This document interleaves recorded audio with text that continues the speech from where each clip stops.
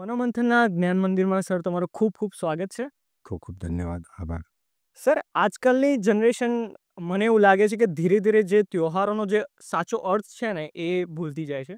જેમ કે ઉત્તરાયણને આપણે પતંગો ચગાવવાની રીતે યાદ કરીએ છીએ, પણ ઉત્તરાયણનું જે મેઇન મહત્વ છે, જે એનો હેતુ છે એ આપણે ભૂલી જઈએ છીએ. જેમ દિવાળીમાં ફટાકડા યાદ કરીએ છીએ, હોળીમાં તો આજકાલ તમે જાણો છો પાર્ટીનું બહુ વધારે મહત્વ વધી ગયું છે. હોળિકા દહનનું જે એક સ્ટોરી હતી, ઘણા લોકોને તો સ્ટોરી પણ યાદ નથી હોતી. અને આ બધા તહેવારો એક રીતે તિથિઓ સાથે જોડાયેલા છે. તો આજે આપણે તિથિઓની વાત કરીશું, એને ટોપિકને ડીપ ડાઉન કરીશું આપણે. અને પછી આખું બેઝથી લઈને એડવાન્સ લેવલ સુધી સમજીશું કે શું છે એકચ્યુઅલી આ તિથિ કે પછી પંચાંગ ઇન જનરલ આપણે કહીએ તો. તો સર, શરૂઆત ક્યાંથી કરવી જોઈએ આપણે?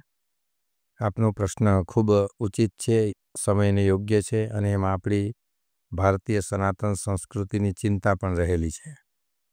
સંસ્કૃતમાં એક શ્લોક છે, સુભાષિત છે, છિન્ને મૂલે નૈવ પત્રમ ન શાખાહ. કોઈ પણ વૃક્ષો હોય એનું જો મૂળિયું જ કાપી નાખવામાં આવે તો પછી એની અંદર પત્ર, પુષ્પ, ફળ કોઈ આપણે અપેક્ષા ના રાખી શકીએ. એમ આપણું હિન્દુ સનાતન સત્ય ધર્મ એ વિશ્વનું પ્રાચીનમાં પ્રાચીન ધર્મ છે. બીજા બધા ધર્મોને આપણે જોઈએ તો કોઈને 1500 વર્ષ થયા છે, કોઈને 2000 વર્ષ થયા છે. આપણો તો લાખો કરોડો અબજો વર્ષથી ચાલતો આવતો આ સત્ય સનાતન ધર્મ છે. એના મૂળમાં આ ધર્મની વૈજ્ઞાનિકતા રહેલી છે. અને આપણા હિન્દુ સનાતન સત્ય ધર્મની અંદર વેદોખિલો ધર્મ મૂલમ, બધાનું મૂળ એ વેદને માનવામાં આવે છે. વેદ એ આદિ અનાદિ છે, એનો જન્મ થતો નથી, એની ઉત્પત્તિ થતી નથી. કાળક્રમે, એટલા માટે મીમાંસા શાસ્ત્રમાં એવું કહેવાય છે કે વેદાહ અપૌરુષેયઃ. તો એ વેદ દ્વારા ત્યારબાદ બ્રાહ્મણ ગ્રંથો આવ્યા, આરણ્યક ગ્રંથો આવ્યા, પુરાણ ગ્રંથો આવ્યા. એમ ધીમે ધીમે ધીમે એમનું સરલીકરણ કરવામાં આવ્યું. પહેલાં તો વેદ દ્વારા જ બધું બધા સમજી શકતા હતા. એ વેદ પુરુષના 6 અંગો શાસ્ત્રકારોએ માન્યા છે: શિક્ષા, કલ્પ, વ્યાકરણ, જ્યોતિષ, નિરુક્ત અને છંદસશાસ્ત્ર. તો એમાંથી આપનો જે આજનો પ્રશ્ન છે, એ જે અંગ છે, જ્યોતિષ નામનું અંગ છે, એક વેદ પુરુષનું એક કલ્પના કરી એના 6 અંગો કલ્પવામાં આવ્યા. એમાં જે જ્યોતિષ શાસ્ત્ર છે, એ જ્યોતિષ શાસ્ત્ર આધારિત આજનો આપનો પ્રશ્ન છે. આપણા હિન્દુ ધર્મની અંદર કોઈ પણ કાર્ય કરવામાં આવે તો આપણા ઋષિમુનિઓએ આપણે આજ્ઞા આપી છે કે સંકલ્પેન વિના યદ્યત તત્સર્વમ નિષ્ફલમ ભવેત. કોઈ પણ કાર્ય જો સંકલ્પ કર્યા વિના કરવામાં આવે તો એનું ફળ અલ્પ અથવા તો ઓછું થઈ જાય અથવા તો નથી મળતું. એટલે સંકલ્પ કરવો એ ફરજિયાત છે, આવશ્યક છે. હવે સંકલ્પ એટલે શું? તો આપણા ઋષિઓ મહર્ષિઓ કહે છે, તન્મે મનઃ શિવ સંકલ્પમસ્તુ. સારી રીતે કરવામાં આવતી કલ્પના એને સંકલ્પ કહેવામાં આવે. ઓકે. સારી કલ્પના એટલે આપણી જે સંસ્કૃતિ જે છે એ સારી ભાવનાઓ જ વ્યક્ત કરે છે. જેમ કે આપણો એક પ્રસિદ્ધ શ્લોક છે, સર્વેત્ર સુખિનઃ સંતુ સર્વે સંતુ નિરામયાઃ સર્વે ભદ્રાણી પશ્યંતુ મા કશ્ચિત દુઃખ ભાગ ભવેત. આપણે આપણા વિરોધીઓ પણ સુખી થાય એવી સત્ય સનાતન ધર્મની આટલી વિશાળ એક વિચાર પરંપરા, આપણી ધારા છે. તો એની અંદર જે સારા વિચારોથી કરવામાં આવે એને સંકલ્પ કહેવાય. આપણે ત્યાં અનેક પ્રકારની પ્રક્રિયાઓ, સત્કર્મો કરવાની આજ્ઞા ઋષિઓએ આપણને આપી છે. હવે પહેલાં તો એમ સમજવું પડે કે કર્મ કેટલા પ્રકારના. તો એ પ્રથમ કર્મ જે છે તે નિત્ય, નૈમિત્તિક અને કામ્ય એવા 3 પ્રકારે કર્મના ભેદ કરવામાં આવે છે. નિત્ય કર્મ એટલે આપણે જે દરરોજ કરવાના છે. તો એ કર્મોની અંદર જેમ કે સ્નાનમ, સંધ્યા, જપઃ, હોમઃ, સ્વાધ્યાય અને દેવતાઓનું પૂજન, અતિથિનું પૂજન. નૈમિત્તિક કોઈ નિમિત્તને લઈને જે કરવામાં આવે, જેમ કે યજ્ઞોપવિત સંસ્કાર છે, જે સંસ્કારો બધા છે એ બધા નિમિત્ત કર્મોમાં આવે. ગર્ભાધાન સંસ્કાર, સીમંત સંસ્કાર આપણે કહીએ જે પ્રસિદ્ધ છે, બસ એ બધા નિમિત્ત કર્મમાં આવે. અને કામ્ય કોઈ વિશેષ ઈચ્છાને ઉદ્દેશીને કરવામાં આવતું જે કર્મ એને કામ્ય કર્મ કહેવામાં આવે. જેમ કે આપણા પહેલાના જમાનામાં પુત્રેષ્ટિ યજ્ઞ કરતા, કે ભાઈ પુત્રની પ્રાપ્તિ થાય એટલે પુત્રેષ્ટિ યજ્ઞ, એ પ્રમાણે. પછી ભગવદ્ ગીતાના ઉપદેશ પ્રમાણે ભગવાન શ્રી કૃષ્ણની પરાવાણી, વિશ્વનું એકમાત્ર શાસ્ત્ર કે જે યુદ્ધના મેદાનમાંથી પ્રગટ થયું અને વિશ્વને બહુ મોટો બોધ આપ્યો, એની અંદર ભગવાન સકામ કર્મ અને નિષ્કામ કર્મ. તો એમાં આખા ગીતાના સાર રૂપે આપણે જોઈએ તો કર્મ કર્યા સિવાય કોઈ જીવ આ જગતમાં જીવી શકતો નથી, એક ક્ષણ પણ રહી પણ શકતો નથી, અસંભવ છે. પરંતુ ત્યાં પરમાત્મા આપણને એવો ઉપદેશ આપે છે કે તમે કર્મ કરો, પરંતુ એ સકામ ભાવે ન કરો, નિષ્કામ ભાવે કરો. બધું મને અર્પણ કરીને તમે કરશો તો તમે એ કર્મના દોષોથી બંધાશો નહીં. એટલે એ રીતના પાછા આ કર્મના સકામ કર્મ, નિષ્કામ કર્મ એવા પણ ભેદ પડે છે. પરંતુ પ્રાયઃ અત્યારે આપણે આ જગતમાં જોઈએ તો કંઈ ને કંઈ તો માનવોની ઈચ્છા હોય એટલે સકામ કર્મ વધુ થતા હોય છે. અને જ્યારે સકામ કર્મ કરવાનું હોય તો એની અંદર સૌ પ્રથમ આપણે સંકલ્પ કરવો ખૂબ જરૂરી હોય છે. સૌ પ્રથમ મનની શાંતિ માટે શાંતિપાઠ વગેરે થઈ ગયા પછી તન્મે મનઃ શિવ સંકલ્પમસ્તુ. તો સંકલ્પની અંદર 5 વસ્તુઓની આવશ્યકતા જરૂરિયાત હોય છે જે બોલવાની હોય છે. હવે એમાં એવું છે, એને આપણે સંકલ્પને બીજી એક લૌકિક ભાષામાં સમજીએ તો જેમ કે આપણે એક દસ્તાવેજ જેમ કરીએ છીએ તો એ દસ્તાવેજની અંદર જે લખાણ હોય છે ને એ બહુ વાંચવા જેવું હોય છે. એમાં એવું લખ્યું હોય કે જેમ કે આ ઉપર છે તો એમાં એવું લખ્યું કે ઉપર આકાશ સુધી, નીચે પાતાળ સુધી આ જે તમારો પ્લોટ છે એ તમારો એટલે સુધીનો અધિકાર છે. નહીંતર બાજુવાળો આમ બાજુમાં થઈને અમે બોર્ડર મારીને પણ તમારી ઉપર બી મકાન બનાવી શકે, આવું લખેલું હોય છે. બસ એવી જ કંઈક પ્રક્રિયા એકદમ સ્પષ્ટ રૂપે. તો એક સંકલ્પની અંદર સૌ પ્રથમ તો એક જે શ્લોક છે એની અંદર આ 5 અંગોનું વર્ણન છે. ઓમ તિથિરે વિષ્ણુસ્તથા વારો નક્ષત્રમ વિષ્ણુરેવ ચ યોગશ્ચ કર્ણમ ચૈવ સર્વમ વિષ્ણુમયમ જગત. હવે જે વેદોમાં છે, જે સંસ્કૃતમાં છે, જે ભારતમાં છે એ જ વિશ્વમાં છે. એટલા માટે કહ્યું કે વેદો ખિલો ધર્મ મૂલમ અને વ્યાસોચ્છિષ્ટમ જગત સર્વમ. મહર્ષિ વેદવ્યાસ થયા, એમણે જે મહાભારત લખ્યું, 18 પુરાણો લખ્યા, એનાથી પર ન તો ભારતમાં, ન તો વિશ્વમાં, ન તો કોઈ વિશ્વના કોઈ ખૂણામાં વ્યાસજીએ જે કહ્યું એનાથી પર કોઈની કહેવાની કોઈ શક્તિ, કોઈ સામર્થ્ય છે નહીં. એમાં બધું આવી જાય. ઉદાહરણ તરીકે આપણે સૌ પ્રથમ 3 વખત ઓમ વિષ્ણુ, ઓમ વિષ્ણુ, ઓમ વિષ્ણુ એવું બોલીએ છીએ. હવે વિષ્ણુ એટલે શું? તો વિષ્ણુ માટે શાસ્ત્રકારો એવું કીધું, સંસ્કૃતમાં કોઈ પણ શબ્દ હોય ને તો એની એક ઉત્પત્તિનું સ્થાન હોય ધાતુ. તો અહીંયા વિષ્ણુ શબ્દ છે એ વિષ્ણુ વ્યાપ્તો ધાતુમાંથી વિષ્ણુ શબ્દ બને. એનો અર્થ એવો થાય છે કે જે સર્વવ્યાપક તત્વ છે, જળમાં પણ છે, ચૈતન્યમાં પણ જે તત્વ વ્યાપ્ત છે, એવું જે પરમ તત્વ, એને ભાવને તમે કોઈ બી નામ આપો પણ એવી એક સુપ્રીમ પાવર, એવું જે તત્વ છે એનું નામ છે વિષ્ણુ છે. અને એને ખૂબ સરળ ભાષામાં તુલસીદાસજીએ સમજાવ્યું, હરિવ્યાપક સર્વત્ર સમાના પ્રેમ તે પ્રકટ હોય મય જાના. હરિવ્યાપક છે, જો ના હોત તો થાંભલામાંથી નૃસિંહ ભગવાન પ્રગટ થયા નહોતા, કેમ કે થાંભલો તો અચેતન છે, જળ છે, પણ થયા હતા. અને બીજી રીતના અત્યારે આધુનિક જગતમાં આપણે જોઈએ તો કોઈ પણ વેબસાઇટમાં જવું તો આપણે શરૂઆતમાં 3 વખત www લખીએ. ડબલ્યુ અર્થ વધ થાય છે. અહીંયા વિષ્ણુ પણ 3 વખત વધ છે. એટલે આ જ પરંપરા જે આપણી વૈદિક છે એ જ આપણી વિજ્ઞાનમાં આધુનિક ગમે ત્યાં વપરાય છે. તો 3 વખત વિષ્ણુ ભગવાનનું સ્મરણ કરવામાં આવે છે. ત્યારબાદ તિથિ વિષ્ણુ એટલે કે તિથિ છે એ વિષ્ણુ છે. તો હવે તિથિ આપણે ત્યાં જે મહિનાઓ છે એમાં એક ચાંદ્રમાસ એટલે ચંદ્રને આધારે જે એક મહિનાની કલ્પના કરવામાં આવે છે એને ચાંદ્રમાસ એટલે ચંદ્ર મહિનો કહેવામાં આવે છે. એક નક્ષત્રોને આધારે જે એક મહિનાની ગણના કરવામાં આવે છે એને નક્ષત્રમાસ એટલે નાક્ષત્રમાસ, નક્ષત્રમાંથી બને છે એ કહેવામાં આવે છે. અને એક છે સૌરમાસ, જે સૂર્યની ગણનાને આધારે કરવામાં આવે છે એને કહેવાય છે સૌરમાસ. તો આવા 3 પ્રકારના મહિનાઓ આપણે જ્યોતિષમાં ગણેલા છે. અને જ્યોતિષ છે એ ભગવાન વેદનારાયણનું નેત્ર છે. વ્યાકરણ શાસ્ત્ર છે ભગવાન વેદનારાયણનું મુખ છે. એટલે જેમ આંખ વિના આપણે કોઈ વસ્તુ જોઈ ના શકીએ, એમ વૈદિક પરંપરાને, વૈદિક જ્ઞાનને, વૈદિક સંસ્કારોને જાણવા માટે જ્યોતિષનું જ્ઞાન પરમ આવશ્યક છે. એનું એક એનાથી પણ મહત્તમ ઉદાહરણ તમને આપું તો આપણે ત્યાં સૂર્ય સિદ્ધાંત વગેરે ગ્રંથો છે. એ તમે પણ અત્યારે શીખી જાઓ, ભણી લો તો તમે આજથી 50 વર્ષ પછી કયા સમયે, કઈ કલાકે, કયા મહિનામાં, કયા વારે, કયા દિવસે, કઈ તિથિએ, કયા કલાકે, કેટલી મિનિટે, કેટલી સેકન્ડે થશે એ તમે સૂર્ય સિદ્ધાંત ગ્રંથના આધારે કહી શકો. બીજું ઉદાહરણ તમને આપું તો નાસાવાળા દર વર્ષે એમ કહે છે કે આ ટાઈમે આવી રીતના ગ્રહણ થશે, પણ એ પ્રમાણે થાય છે. પણ એ લોકો અબજો રૂપિયા ખર્ચો કરીને પછી આવું કહી શકે છે. એ જ વસ્તુ આપણું ₹50 પંચાંગ કહે છે અને એ બંનેનું સામ્ય જ છે, સમાનતાથી જ હોય છે. પંચાંગમાં તે દિવસે જે વાર, નક્ષત્ર, યોગ, કરણ, સમય, મિનિટ જે લખ્યું હોય એ જ દિવસે ગ્રહણ થાય છે. એટલે એનો અર્થ કે આપણા જે પૂર્વજો હતા, ઋષિમુનિઓ આપણા, એ એમની જે દ્રષ્ટિ હતી ને, દિવ્ય દ્રષ્ટિ હતી.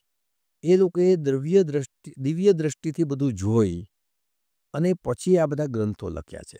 કોઈ વસ્તુ એ લોકોએ હંબક, કપોલકલ્પિત એવી કોઈ એક અક્ષર પણ નથી લખ્યો. એટલે એ લોકો બધું જે લખી ગયા એ પ્રમાણે આજે હજારો વર્ષથી થઈ રહ્યું છે અને થાય છે અને થશે. એ લોકો પાસે ગણિતની પ્રક્રિયા છે. તો આ પ્રમાણે આપણે ત્યાં વર્ષની કલ્પના કરવામાં આવે, એમાં માસની કલ્પના કરવામાં આવે. હવે એ જે મહિનો છે એના 3 પ્રકાર મેં આપને કહ્યા. એક ચાંદ્રમાસ, એક નક્ષત્ર માસ અને એક સૌર માસ. એમાં જે ચંદ્રમાસ છે તો આપણે મહિનાના આપણે 30 દિવસો ગણીએ છીએ. બરાબર. હવે 30 દિવસોમાં એવું છે, 2 પક્ષ, એક શુક્લ પક્ષ 15 દિવસ જેને આપણે અજવાળિયું પણ કહીએ છીએ અને એક કૃષ્ણ પક્ષ જેને આપણે અંધારિયું પણ દેશી ભાષામાં કહીએ છીએ. એટલે શુક્લ પક્ષના 15 દિવસ અને કૃષ્ણ પક્ષના 15 દિવસ એમ થઈને 30 દિવસ થયા.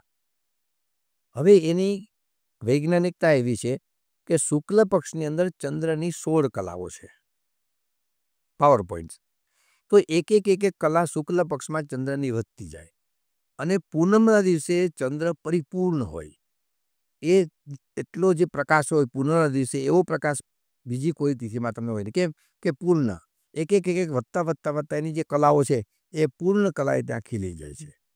હવે અહીંયા થોડું એક વિશેષ બીજી બી વાત કરું. આપણે ત્યાં અમૃતની એક વાત કરવામાં આવે છે.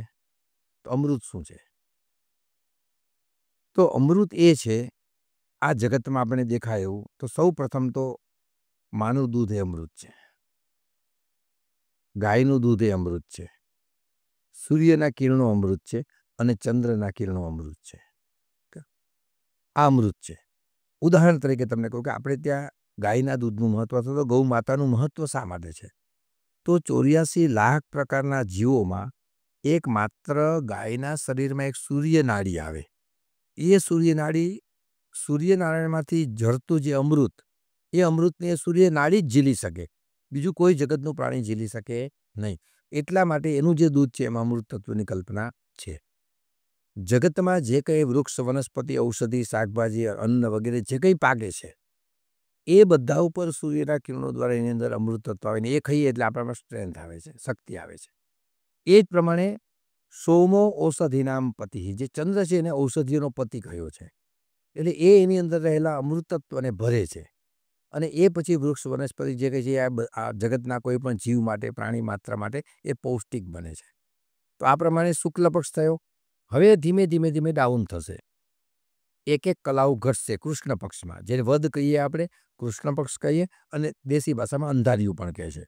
તો એમાં એક કલા ઘટતી અમાસના દિવસે 0 કલા થઈ જાય.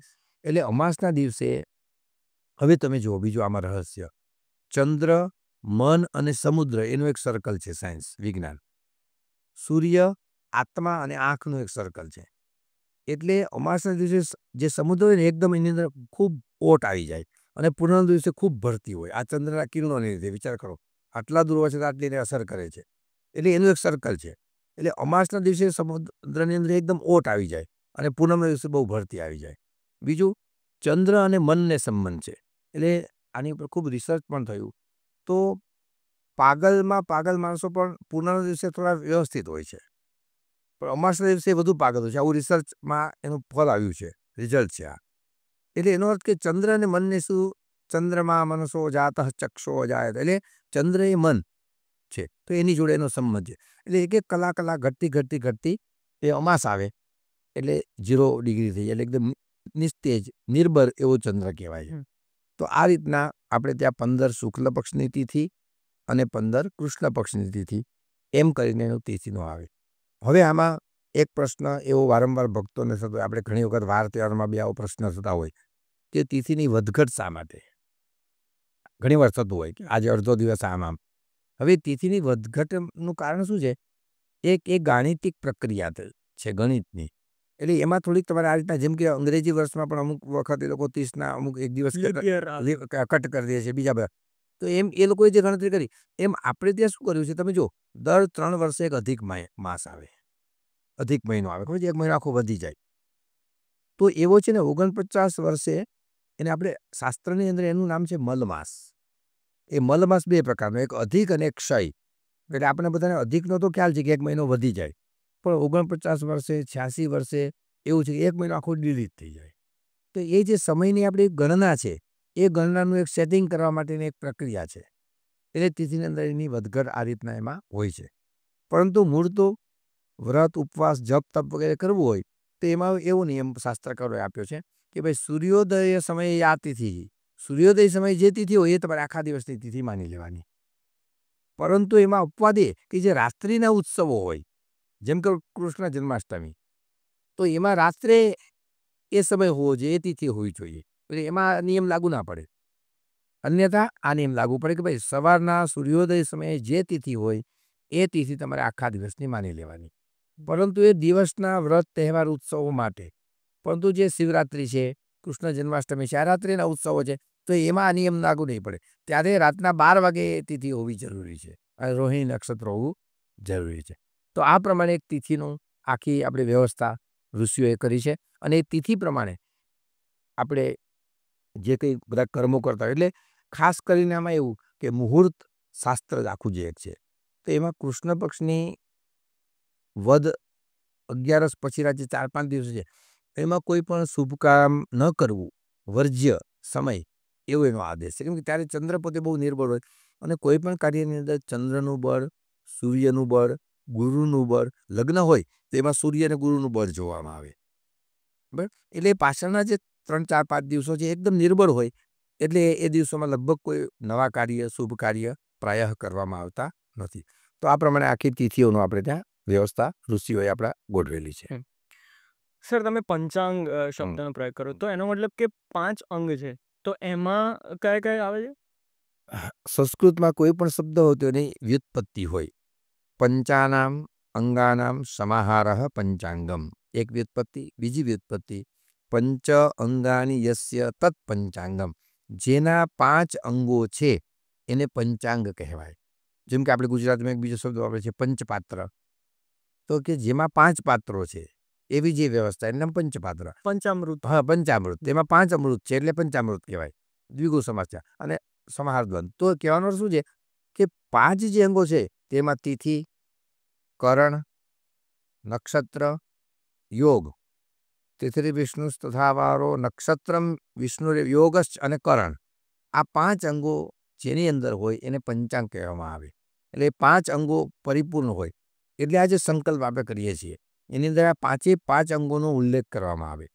જે દિવસે જે તિથિએ આ નક્ષત્ર છે, આ રાશિમાં ચંદ્ર છે, આ યોગ છે, આ કરણ છે, એ 5 વસ્તુનો એ સંકલ્પની અંદર ઉલ્લેખ કરવામાં આવે છે. એટલે એ પંચાંગ છે. અને પંચાંગને આધારે જ આખું આપણું જે તંત્ર છે, વ્યવસ્થા તંત્ર, એ ગોઠવાયેલું છે. અને પંચાંગ જે છે એ કોઈ કપોલકલ્પિત વસ્તુ નથી. એ મેં આપને કહ્યું એમ સૂર્ય સિદ્ધાંત વગેરે જ્યોતિષના અનેક ગ્રંથો છે. અને ભારતના લબ્ધ પ્રતિષ્ઠિત મૂર્ધન્ય જે વિદ્વાનો હોય એ લોકોની એક ટીમ હોય, સંગઠન હોય આખું. અને એ સંગઠન બેસી અને અત્યારથી આવતા વર્ષની એ લોકો ગણના, બધું એમાં ગાણિતિક પ્રક્રિયા છે આખી. એટલે ગણના વગેરે કરીને આખું પંચાંગ બનતું હોય. એટલે જે પંચાંગ અહીંયા આજે એકાદશી કહેતું હોય તો દક્ષિણ ભારતમાં બી એકાદશી કહે. કેમ કે એ ગાણિતિક પ્રક્રિયા આખા ભારતના ઉચ્ચ કોટીના જે વિદ્વાનો હોય એ ભેગા થઈ અને આપણા જે મૂળભૂત જે ગ્રંથો પ્રાચીન સૂર્ય સિદ્ધાંતાદિક એને આધારે આ લોકો ગણિત કરી અને આ બધી વસ્તુઓ લખતા હોય છે. સર, તમે ચંદ્રના ઉપર આધારિત જે આખો મહિનો હોય એની તમે આખું ઉલ્લેખના કરી, તો એ રીતે સૌર્યની તમે વાત કરી અને એક નક્ષત્રની તમે વાત કરી, તો આ બધા મહિનાની લેન્થ સેમ જ હોય છે કે? હા, મહિનાની લેન્થ સેમ જ હોય. હા, અને આ બધા જે ગુજરાતી મહિનાઓ છે એના ઉપર બેઝ છે. હવે જો મહિનાના જે નામ છે ને, ઉદાહરણ તરીકે તમને કહું તો એ નક્ષત્રો ઉપરથી નામ પડેલા છે. જેમ કે આપણો પહેલો પ્રથમ મહિનો કયો, એક ચૈત્રથી સ્ટાર્ટ થાય, બરાબર? ચૈત્ર મહિનાથી. અને એક આસો આપણે ત્યારે થાય. ઓકે. તો ચૈત્ર, તો ચિત્રા નક્ષત્ર ઉપરથી જે મહિનાનું નામ પડ્યું એ ચૈત્ર. એટલે એનું શું કારણ છે એવું નામ રાખવાનું? એ જે નક્ષત્ર છે ને એ જે દિવસ સ્ટાર્ટ થાય ને પ્રથમ જે હોય ને એ તે દિવસે એ નક્ષત્ર હોય. એટલે આકાશમાં આપણને એ એ જ નક્ષત્ર એનું મુખ્ય હોય. એટલે જેમ કે ચિત્રા નક્ષત્રો પરથી ચૈત્ર, અશ્વિની નક્ષત્રો પરથી આશ્વિન એટલે આસો મહિનો જે આપણે કહીએ બરોબર. મઘા નક્ષત્ર ઉપરથી માઘ, વિશાખા નક્ષત્ર ઉપરથી વૈશાખ, જે બધા નામ છે કારતક, કૃત્તિકા નક્ષત્ર ઉપરથી કાર્તિક. તો ટૂંકમાં 12 નક્ષત્ર હશે. 27 નક્ષત્રો છે. 27 નક્ષત્રો. એમાં જે એ સ્ટાર્ટિંગના સમયે જે પ્રધાન હોય એનું નામ આપણે કેવું હોય એ નિયમ કેવો પ્રધાન એને વ્યપદે સાહા ભવંતી. જેમ કે આપણે એમ કહીએ કે ભાઈ આદરણીય સુરેશભાઈ વગેરે, તો એ વગેરે કીધું એમાં બીજા બધા આવી ગયા, બીજાને નથી કીધા એમ નથી, પણ મુખ્ય એમ જે હોય એટલે મુખ્ય જેનાથી પ્રારંભ થતો હોય એનો ઉલ્લેખ ત્યાં કરવામાં આવ્યો છે. તો એ નક્ષત્રો બી 27 છે. અશ્વિની, ભરણી છે, કૃત્તિકા, રોહિણી તથા મૃગશિર એવા 27 નક્ષત્રો છે. અને એક અભિજીત નામનું આપણે ગણીએ છીએ એટલે એ રીતની નક્ષત્રો છે. આપણે એક ક્રમથી એને ચર્ચા કરીએ. પણ મૂળ એ જે આપણે આમાં શું મહિનાના નામ છે ને એક વૈદિક નામો હોય છે. તો એમાં જેમ કે આપણે આશ્વિન માસ તો એનું નામ ઈશ માસ હોય. એટલે મહિનાના નામો વૈદિક નામો ઉપરથી પણ હોય છે, આ રીતના પણ હોય છે. અત્યારે જે પ્રચલન જેનું છે એ પ્રચલન આનું છે. જ્યારે જીસસ ક્રાઇસ્ટનો જન્મ થયો અને એમનો જે આખો એમનો આ પૃથ્વી પરનો જે દોરો રહ્યો ત્યાંથી એમનો 0 કાઉન્ટ કરવામાં આવે છે અને પછી ત્યાંથી કાઉન્ટ થયા એટલે લગભગ 2021 વર્ષ જેવા થયા. તો એ રીતે આર્યા આનો કેવી રીતે ક્યારે દોર શરૂ થયો આ કેલેન્ડરનો? હવે આપણો કેલેન્ડર છે ને આપણી કાલગણના વગેરે બધું કેવું છે હું તમને ઉદાહરણ તરીકે કહું. આપણે જે સંકલ્પ બોલીએ છીએ તમે સાંભળજો. ઓમ વિષ્ણુર વિષ્ણુર વિષ્ણુ શ્રીમદ ભગવતો મહાપુરુષસ્ય વિષ્ણોઃ આજ્ઞયા પ્રવર્તમાનસ્ય અદ્ય બ્રહ્મણો દ્વિતીયે પરાર્ધે શ્રી શ્વેતવારાહ કલ્પે વૈવસ્વતમન્વંતરે અષ્ટાવિંશતિતમે કલિયુગે. આ 28મી વખત કલિયુગ આવ્યો. હવે કલિયુગની એજ સમય મર્યાદા 4,32,000 વર્ષ છે. ઓકે. કેટલી? 4,32,000. 4,32,000 વર્ષ પૂર્ણ થાય એટલે કલિયુગ પૂરો થાય. એવો અત્યારે આપણે જે કાળમાં જીવી રહ્યા છે એવો આ 28મી વખત આ કળિયુગ આવ્યો છે. આટલું બધું પ્રાચીન આપણી વસ્તુ છે. 4,32,000 વર્ષો આની પહેલા 27 વખત વીતી ગયા છે. એ રીતના બધાની સમજી ગયો. બધા યુગની કાળગણના આપેલી છે. એમાં કલિયુગના આટલા વર્ષો છે. તો બધાની અલગ અલગ છે. હા, યુગોની બધાની અલગ અલગ છે. ઓકે. બધા યુગ સૌથી લાંબો કયો યુગ? આ કલિયુગ 4,00,000 સૌથી લાંબો. ઓકે. અને આ એક રીતે પછી સાયકલની રીતે રિપીટ. હા છે. એટલે જો સંકલ્પ ચોખ્ખું આપ્યું બોલે છે કે અષ્ટાવિંશતિ તમે કલિયુગે એટલે કે 28મી વખત જે કલિયુગ ચાલી રહ્યો છે તેમાં એવું જ બોલીએ છીએ આપણે. એટલે એનો અર્થ કે 27 આની પહેલા પૂર્ણ થઈ ગયા છે. હવે 27 પૂર્ણ થયા તમે ખાલી 4,32,000 વર્ષ ખાલી ગણિત બાંધો તો બી અનંત વર્ષો થઈ જાય. એટલા પાછા ત્રેતા દ્વાપર સત્ય વગેરેના એડ કરો એટલે આપણી કાળગણના વગેરે એટલું બધું સુવ્યવસ્થિત છે અને એટલું બધું પ્રાચીન છે. પણ હજુ પણ એક તમને ઉદાહરણ આપું. આપણે ત્યાં વેદને શ્રુતિ કહેવામાં આવે છે. પ્રાચીન કાળમાં પરંપરા એવી હતી કે ગુરુ બોલે શિષ્ય સાંભળે. એટલે શ્રુતિસ્તુ વેદો વિજ્ઞેય ધર્મશાસ્ત્રમ તુ વૈ સ્મૃતિ. એટલે શ્રુતિ એટલે વેદ એટલે ગુરુ બોલે શિષ્ય સાંભળે. આ એક પરંપરા હતી. કાળક્રમે બધું થયું, બધું ધીમે ધીમે ધીમે શક્તિઓ બધાની ક્ષીણ થતી ગઈ. પછી આપણે વિધર્મી આક્રમણો પરાધીનતામાં રહેવું એ બધું અનેક કાળના પરિબળોને કારણે આપણે બધું થયું. પરંતુ હું તમને એમ કહેવા માગું છું કે વિશ્વનું કોઈ બી કલ્ચર, વિશ્વની કોઈ પણ સંસ્કૃતિ સાહેબ 100 વર્ષ સુધી જો પરાધીનતામાં રહે તો એનું એક મૂળ પણ તમને મળે નહીં. એક મૂળ ના મળે. આપણે લગભગ 900 વર્ષ તો હમણાંના જ કાળમાં આપણે પરાધીન રહ્યા. છતાં આપણા વેદો, આપણા પુરાણો, આપણા ધર્મશાસ્ત્રના ગ્રંથો, આપણા વ્યાકરણ શાસ્ત્રના ગ્રંથો, આપણા મીમાંસા શાસ્ત્રના ગ્રંથો, આપણા ન્યાયશાસ્ત્રના ગ્રંથો એ બધા હજુ પણ એઝ ઇટ ઇઝ સુરક્ષિત છે. ઇતિહાસમાં આપણે વાંચી ગયા કે ભાઈ તક્ષશિલા, નાલંદા અને આપણે ગુજરાતમાં વલ્લભી વિદ્યાપીઠ ભાવનગરમાં એ જમાનાની અંદર એ વિશ્વની મોટામાં મોટી યુનિવર્સિટીઓ વિશ્વવિદ્યાલયો હતી. અને હ્યુએન સાંગ ચીનનો તો એ અહીંયા ભણવા દઈને એનું નોંધ કરી છે. બીજું સાહેબ કે જ્યારે વિશ્વમાં એક પણ સ્કૂલ ન હતી ત્યારે ભારતમાં 1,70,000 ગુરુકુલો હતા. જ્યારે વિશ્વને સ્કૂલ શું કહેવાય ખબર જ નથી.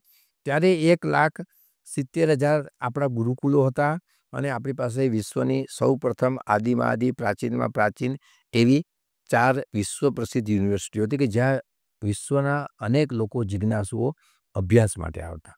અને ત્યાં શું ભણાવવામાં આવતું? તો કે ચતુર્દશ વિદ્યાસ્થાનાની 14 પ્રકારની એમાં વિદ્યાઓ કીધી. તો કે 4 વેદ, 6 એના અંગો, શિક્ષા, કલ્પ, વ્યાકરણ, નિરુક્ત, જ્યોતિષ અને છંદશાસ્ત્ર. એટલે આના વેદાંગ કહેવાય? હા, એ વેદાંગ. વેદના અંગો 6. હા. વેદના અંગો 6 એટલે વેદાંગ. ઓકે. વેદસ્ય અંગાની ઇતિ વેદાંગમ. ઓકે. એટલે વેદના અંગો. પછી મીમાંસા, ન્યાયશાસ્ત્ર, પુરાણો બી ભણાવવામાં. એમ કરી અને આ 14 પ્રકારની વિદ્યાઓ એ જે પ્રાચીન આપણા ગુરુકુલો હતા એમાં ભણાવવામાં આવતા. બીજું કે એ ગુરુકુલ મેથડ જે પદ્ધતિ આપણી ભણાવવાની એમાં સ્વાવલંબી શિક્ષણ આપવામાં આવતું. એમાં રાજાનો બી બાળક ગયો હોય, કોઈ સામાન્ય પરિવારનો બી બાળક ગયો, પણ ત્યાં ગુરુકુલમાં જાય એટલે બંનેના નિયમો સમાન હોય. ત્યાં પેલો રાજપુત્ર હતી, ત્યાં પેલો સામાન્ય પરિવારનો પુત્ર હતી. ગુરુકુલમાં એક સમાન. બધાએ 5 વાગે ઉઠી જવાનું એટલે ઉઠી જવાનું. અમે બધા ગુરુકુલ સિસ્ટમથી ભણ્યા એટલે અમારે શું 5 વાગે ઉઠી જવાનું હોય. અમારે તો એટલી બધું પેલું હતું. પણ જ્યારે ભગવાન કૃષ્ણ પણ સાંદીપની ઋષિના આશ્રમમાં ભણવા, તો આપણે પૌરાણિક કથાઓ સાંભળીએ છીએ. કાસ્ટ લેવા સુદામાની જોડે ગયા. સુદામા સામાન્ય પરિવારના ઉચ્ચ તપસ્વી બ્રાહ્મણ અને આ તો રાજ પરિવારના કહેવાય, પણ છતાં બંને લાકડા કાપે. ગુરુકુલની અંદર જે શિક્ષણ આપવામાં આવતું એમાં બાળકનો સર્વાંગીણ વિકાસ થાય. એમાં એમને રસોઈ બનાવતા, શસ્ત્રવિદ્યા, ધાતુ વિદ્યા, રસાયણ વિદ્યા જે કહેવાય આપણે અત્યારે, એ બધું જ એને ભણાવવામાં આવતું કે વિદ્યાર્થી કોઈ પણ રીતના પાંગડો ના રહે. બધી રીતના કોઈ પણ પરિસ્થિતિનો સામનો કરી શકે. કેમ કે જીવન છે, સમય ચક્ર તો ફરતું જ રહે. એમાં સુખ દુઃખ, વિપરીત પરિસ્થિતિ, અનુકૂળ પરિસ્થિતિ, સાનુકૂળ હોય, ક્યારેક ના પણ હોય. તો એ બધી જ પરિસ્થિતિનો સામનો કરી શકે એવું સબળ એક વ્યક્તિત્વ જાગૃત થાય એવી એક શિક્ષણની જે પદ્ધતિ, શિક્ષાની જે પદ્ધતિ એ આપણી ગુરુકુલ પદ્ધતિ હતી. અને એની અંદર આ બધું ભણાવવામાં આવતું અને એ પરંપરાથી અત્યાર સુધી આ બધું ટક્યું. નહીંતર એવું કહેવાય છે કે તક્ષશિલા, નાલંદાના આપણા જે ગ્રંથો બાળ્યા તો એના 6 મહિના સુધી તો ધુવારા નીકળતા હતા. કેટલા અગણિત ગ્રંથો બાળી નાખ્યા છે. પરંતુ કોઈ પણ વસ્તુ તમારી પાસેથી કોઈ જટી શકે, પરંતુ તમારી મેધામાં રહેલી વસ્તુ એ દુનિયાની કોઈ વસ્તુ કોઈ મિટાવી ન શકે, એને કોઈ લઈ પણ શકતું નથી. અને આપણે ત્યાં અનેક પ્રકારના દાનોનું વર્ણન છે, પરંતુ એમાં એક દાન એવું છે, બધા દાન એવા છે, તમારી પાસે 100 રૂપિયા હોય તો 5 રૂપિયા ખર્ચો તો કેટલા રહે? 95. પણ આ વિદ્યારૂપી ધન એવું છે, એ તમે જેમ વહેંચો એમ વધે. વ્યયે કૃતે વર્ધત એવ નિત્યમ વિદ્યાધનમ સર્વધન પ્રધાનમ. એમાં આગળ તો બહુ સરસ કહે છે, ન ચોરહાર્યમ ન ચ રાજહાર્યમ. તમને 2000 સ્પેલિંગ યાદ છે, મને 2000 શ્લોકો યાદ છે, તેમાંથી ચોર ચોરી જાય ના. બરાબર. તમને આટલું નોલેજ છે, મને આટલું નોલેજ છે, તો સરકાર એની પર ટેક્સ લગાવે.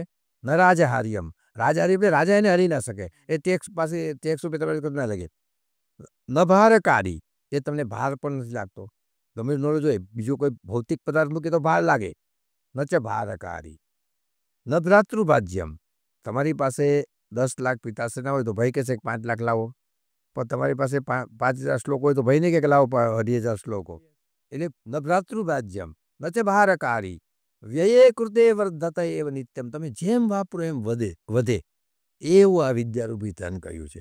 અને એટલે આપણે ત્યાં વાક્યો છે ઉપનિષદના, સા વિદ્યા યા વિમુક્ત. જે આપણને મુક્તિ આપે એનું નામ વિદ્યા છે.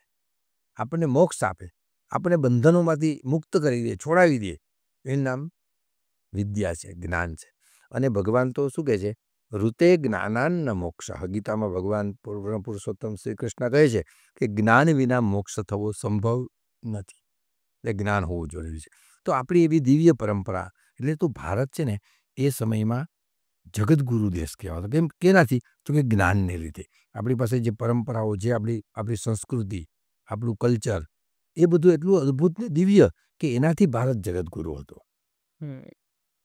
સર, આપણે એસ્ટ્રોલોજીની વાત ઉપર ફરીથી ઇતિહાસમાં આપણે જોવા જઈએ તો કયા શાસ્ત્રમાં કે પછી કયા વ્યક્તિ દ્વારા સૌથી વધારે કામ કરવામાં આવ્યું છે એસ્ટ્રોલોજીમાં? હવે એમાં અનેક આચાર્યો થઈ ગયા છે. વરાહમિહિર નામના આચાર્ય થયા છે. એમણે પણ ઘણા ગ્રંથો લખ્યા છે. સૂર્ય સિદ્ધાંત વગેરે બધા એમના આચાર્યો થયા, એમણે જે તે ગ્રંથો લખ્યા છે. પછી પારિજાત વગેરે બધા અનેક ગ્રંથો છે, મુહૂર્ત માર્તંડ વગેરે અનેક ઋષિઓએ અનેક બધા ગ્રંથો. પણ એમાં મૂળ આપણે ત્યાં શું થાય છે કે ઉદાહરણ તરીકે આજથી 50 વર્ષ કે 100 વર્ષ પહેલાંની ભાષા હોય, એક પદ્ધતિ એક હોય, અલગ હોય. અત્યારની આપણી પદ્ધતિ હોય, સમજવાની શક્તિ હોય, એ બધું અલગ હોય. ઉદાહરણ તરીકે કે આપણે જે જ્યોતિષમાં જે ગણના આવે તો એ ઘડી અને પલમાં આવે, ઘડી પલ. હવે એ ગણના આખી અલગ છે. આપણી અત્યારની મિનિટ સેકન્ડ વાળું બધું આવી ગયું. એટલે હવે આમાં શું થાય કે આજથી 100 વર્ષ પહેલાં કોઈ ગ્રંથ લખાયો છે તો એને પહેલાં તો આમાં કન્વર્ટ કરવું પડશે આપણે અત્યારે શીખવા માટે કે સમજવા માટે. એ વસ્તુને કન્વર્ટ કરવી પડશે. એ રીતના જે નીચેના ભૂમિના બધા માપ છે એમાં પણ એવું છે અમારે. ઓકે. એ ઇંચ વગેરેના બધા માપ હોય ને એમાં બી એ બધું કરવું પડે છે. અત્યારે આપણે આ સેન્ટીમીટર ને એવું બધું થઈ ગયું, અત્યારે એવું ના હોય એટલે એને પહેલાં આમાં કન્વર્ટ કરવું પડે. પછી એમ એટલે કહેવાનું શું છે કે જે તે ઋષિએ જે તે ગ્રંથો લખ્યા એ ગ્રંથો મુખ્ય સાર એક હોય, પરંતુ દેશ કાળ પ્રમાણે સમય સંજોગો પ્રમાણે આ લોકો એનું સરળીકરણ કરતા જાય. એનું સરળીકરણ ધીમે ધીમે. પછી એમાં જ્યોતિષની અંદર શું છે, એક તો ફલ વિભાગ છે, ફલિત જ્યોતિષ કહેવાય, એક ગણિત જ્યોતિષ કહેવાય અને સ્કંદ જ્યોતિષ કહેવાય. એટલે જ્યોતિષને 3 પ્રકારે માનવામાં આવે છે. તો એ 3 પ્રકારમાં ગણિતનો એમ બધી ગણિતની જ પ્રક્રિયાઓ હોય. એના પર અલગ ગ્રંથ હોય આખા. ફલિત તો એમાં આખું ફળાદેશ હોય કે ભાઈ આવું આવું હોય તો આવું થાય, આવું હોય તો આવું કરવું. હા, એ ફલિત જ્યોતિષ કહેવાય. એટલે સ્કંદ એની અંદર આખો એની બધી પ્રક્રિયાઓ આપેલી હોય. તો ફલિત, ગણિત અને સ્કંદ એ ત્રિહોરાત્મકમ જ્યોતિષમ એવું એનું કહ્યું છે. પહેલાં તો મેં આપણે શું કીધું કે જ્યોતિહી એટલે પ્રકાશ. ભગવાન વેદનારાયણનું નેત્ર એ જ્યોતિષ છે. બરાબર. હવે જ્યોતિનો અર્થ શું થાય? પ્રકાશ. એટલે પ્રકાશ શું થાય? સમજો કે મારી આગળ એક પથ્થર પડ્યો છે. પ્રકાશ થવાથી એ પથ્થર નહીં હટી જાય, પણ હું એને ઠેબે નહીં આવું, હું સાઈડમાંથી બહારમાંથી હળવેકથી નીકળી જઈશ. આપણે ત્યાં જે કોઈ ગ્રંથો લખાયા એ જ્યોતિષના હોય, મીમાંસાના હોય, વેદાંતના હોય, સાંખ્યના હોય, ગમે તે ગ્રંથ હોય, એ ગ્રંથોના લખનાર એ મહર્ષિઓ, તપસ્વીઓ, ઋષિઓ હતા. મારે કદાચ કોઈ સ્વાર્થ હોઈ શકે. એ ઋષિઓ, મહર્ષિઓ, તપસ્વીઓ નદીના તટ ઉપર રહી ફળાદિકનો આહાર કરી અને માત્ર જગતના કલ્યાણ માટે આ ગ્રંથો લખી ગયા. બરાબર. એને કોઈ સ્વાર્થ હતો નહીં. એટલે આપણે ત્યાં શાસ્ત્રમાં આવા જે પુરુષો હોય એને આપ્ત પુરુષ કહેવામાં આવે. શું કહેવામાં આવે? આપ્ત પુરુષ. એટલે શાસ્ત્રમાં એનું ડેફિનેશન એવું આપ્યું છે, આપ્તસ્તુ યથાર્થ વક્તા. જે હંમેશા સત્ય જ કહે એને આપ્ત પુરુષ કહેવાય. ગમે તે પરિસ્થિતિમાં, ગમે તેવા વિરોધ વંટોળ વચ્ચે પણ જે ક્યારેય અસત્ય ને કે સત્યનો જ માર્ગ અને સત્ય જ ઉપદેશ આપે એને કહેવાય આપ્ત પુરુષ. આપણા આ બધા મહર્ષિઓ આવા આપ્ત પુરુષો હતા. નિસ્વાર્થ ભાવે એને આ બધા ગ્રંથો લખ્યા. એણે આની પબ્લિકેશન કરીને આ ગ્રંથોના કોઈ પૈસા બી કમાવા નહોતા. આ તો નામ આપણે ત્યાં તો એવું છે કે આત્મશ્લાઘાનો ભય. એટલે ઘણા બધા અમારે સંસ્કૃત સાહિત્યના ગ્રંથો જે છે ને એમાં પોતાનું કવિઓ, લેખકો પોતાનું નામ લખવામાં પણ પાપ સમજતા હતા એ સમયમાં. અમુક પોતાનું નામ લખવું એને બી આ લોકો આટલું એમ કે ભાઈ આવું આત્મશ્લાઘા થઈ જાય, આત્મપ્રશંસા. સ્વશ્લાઘા સ્વમુખે ન ચ. પોતાને મુખે પોતાને પ્રશંસા કરવી એને પણ એક દોષ માન્યો. એટલે પોતાના એટલે ઘણા બધા જે આપણા ગ્રંથો છે ને એનું કાલ નિર્ધારણ કરવા પડે, પછી એની શૈલી વગેરે જોઈ એની આગળ પાછળના કવિઓનું કોઈ નામ લીધું હોય તો એને આધારે એનો આપણે કાલગણના નક્કી કરીએ છીએ. આવા આપ્ત પુરુષો કોઈ ખોટી વસ્તુ લખી જાય એવું માનવાને કોઈ કારણ નથી. મૂળ વસ્તુ અત્યારે જેમ કે હું એક જ્યોતિષી બી છું તો મારી પાસે 1000 માણસો જોડાવા આવે છે. હવે હજારેમાંથી કોઈ માણસનો પ્રશ્ન એવો નથી હોતો કે ભાઈ મારું આત્મકલ્યાણ કેમ થશે, મારે કેમ જીવવું જોઈએ, હું શું કરું તો ભગવાનની નજીક પહોંચું. આવું હું તમને એક બહુ દિલ ઉપર હાથ રાખીને કહું, સત્ય 1000 કુંડલી બતાવનાર આવનારાઓમાં એક પણ માણસ આવો પ્રશ્ન મને પૂછતો નથી. આપણે દુઃખ થાય. હવે અત્યારે ભૌતિકતાવાદ એટલો બધો વધી ગયો છે, મટીરિયાલિસ્ટિક થઈ ગયા છે બધા, કે માત્ર પૈસો પૈસો પૈસો પૈસો પૈસો પૈસો. હું બધો પરમેશ્વર ને હું પૈસાનો દાસ, પૈસો મારો પરમેશ્વર ને હોય બધું. પણ અત્યારે લોકોની માનસિકતા એટલી બધી જેને કહેવાય કે નિમ્ન પ્રકારની થઈ ગઈ. હવે ધીમે ધીમે તમે જો આપણા પરિવારો બી ટૂંકા ટૂંકા ટૂંકા થતા ગયા. આજે કોઈ એટલે કહેવાનો અર્થ કે આ જે આપત પુરુષો હતા એ અહીંયા બેઠા બેઠા મંગળને જોઈ શકતા હતા અને કોઈ પણ વસ્તુ એમણે લખી છે એક પણ અક્ષર તો પ્રત્યક્ષ જોયા વિના, પ્રત્યક્ષ અનુભવ કર્યા વિના એક પણ શબ્દ એ લોકોએ લખ્યો નથી. ઉદાહરણ તરીકે તમને કહું, અત્યારે કોઈને મંગળ ગ્રહની પીડા હોય અથવા મંગળ ગ્રહ નડતું હોય તો એનો એક મંત્ર છે પૌરાણિક, ધરણી ગર્ભ સંભૂતમ વિદ્યુત કાંતિ સમપ્રભમ કુમારમ શક્તિ હસ્તમ ચ મંગલમ પ્રણમામ્યહમ.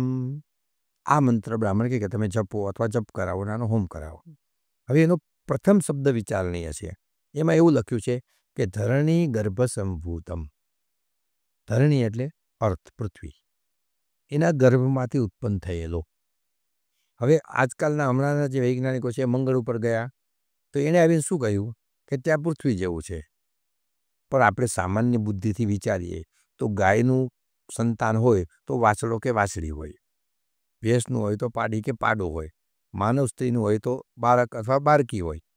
તો એ પૃથ્વીનો પુત્ર હોય. આપણા ઋષિઓ જે આ મંત્રમાં શ્લોકમાં કહ્યું એમ કે ધરણી ગર્ભ, તો માના ગુણધર્મ તો પુત્ર કે પુત્રીમાં એના સંતાનમાં હોવાના જ.